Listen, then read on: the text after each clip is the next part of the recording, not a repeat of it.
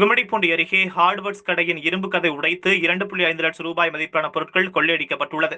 திருவள்ளூர் மாவட்டம் கும்மிடிப்பூண்டி பைபாஸ் சாலையில் பல வருடங்களாக மேத்தா ஹார்ட்வேர்ட்ஸ் இயங்கி வருகிறது. கடையின் உரிமையாளர் மேத்தா என்பவர் கடையை மூடிவிட்டு வீட்டுக்கு சென்றுள்ளார். வழக்கம் போல் கடையை திறக்கச் சென்றபோது கடையின் இரும்பு கதவுகள் உடைக்கப்பட்டிருப்பதைக் கண்டு அதிர்ச்சி அடைந்துள்ளார். பின்னர் கடையின் உள்ளே சென்று பார்த்தபோது welding machine, cutting machine, copper ஒயர்கள் உள்ளிட்ட சுமார் 2.5 லட்சம் மதிப்பிலான பொருட்கள் கொள்ளை போனதாக காவல்துறைக்கு தகவல் அளித்துள்ளார். பின்னர் சிப்காட் காவல் நிலைய போலீசார் சம்பவ இடத்திற்கு வந்து இதுகுறித்து வழக்கு பதிவு செய்து கொள்ளையடித்த மர்ம நபர்களை வலைவீசி தேடி வருகின்றனர்.